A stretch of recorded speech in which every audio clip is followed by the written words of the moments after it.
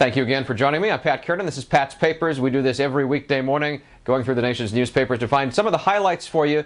Here's some of what we found for you today. A story that made only the late editions of many of the nation's newspapers, particularly on the East Coast. Deep Throat is dead. Former FBI official Mark Felt died of heart failure in California. He was 95 years old. It was only 3 years ago when he admitted that he had been the source for Bob Woodward's stories that helped to bring down President Richard Nixon. The New York Times calls Mark Felt the most famous anonymous source in American history. The Times recounts a meeting just last month in California. Bob Woodward's Watergate writing partner Carl Bernstein met Mark Felt then for the first time. In the West, more of the newspapers were able to include the story in their early editions. It is mentioned on the front page of the San Diego Union-Tribune. At 3:05 a.m. Eastern Time, the Washington Post put its main story on this topic online. It is an odd story because it has Bob Woodward's name on the byline, and yet he's referred to repeatedly in the story in the third person. Of Mark Felt, the story says, "Few could imagine such a straight-arrow career employee playing such a dangerous game." The latest mortgage numbers are in. If you're in a position to refinance, it may not get much better than this. USA Today says Freddie Mac has the national average on a 30-year mortgage at 5.19%. That is the lowest that number has been since they started doing this survey. Memphis, Tennessee, home of the Federal Express hub, FedEx announced yesterday it is trimming the salaries of its 14,000 salaried employees there. A story in the Memphis Commercial Appeal adds up the economic impact of that decision. These cuts are for salaried employees. The hourly employees will continue at their current pay rate. An economy story above the fold in the Washington Post, top left.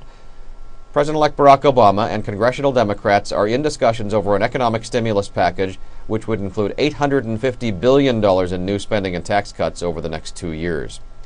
In Detroit, the fate of the automakers has been the front page story almost every day recently.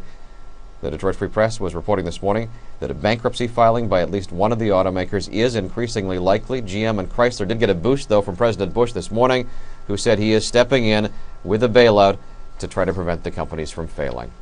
One final note on the economy, and this is truly a final note. The Boston Herald says the recession has killed quality of life and quality of afterlife.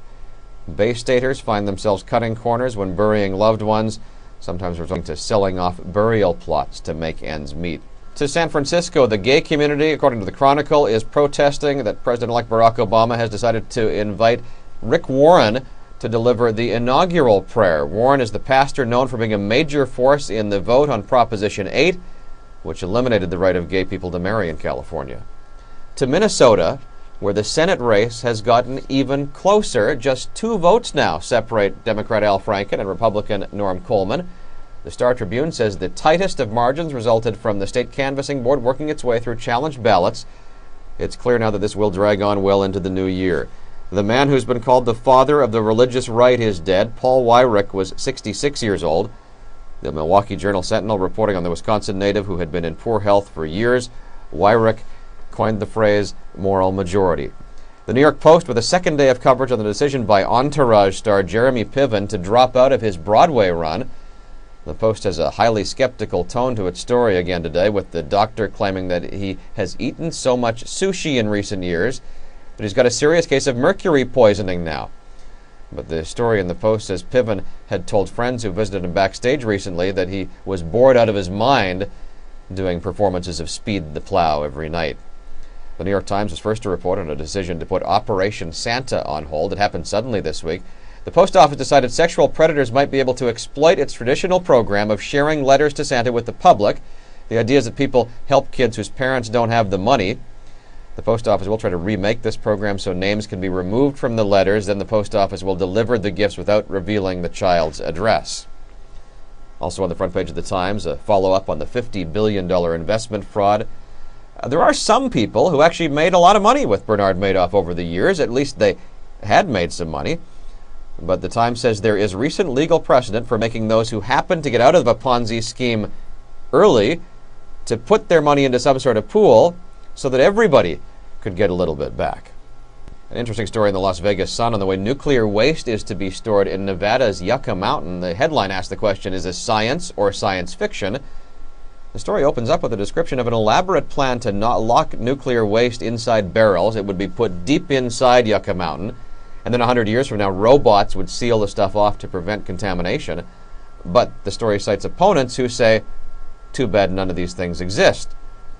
Finally, the weekend section of the Wall Street Journal, the story says hoops madness is hitting Washington because so many members of the new administration play pickup basketball from the president-elect on down.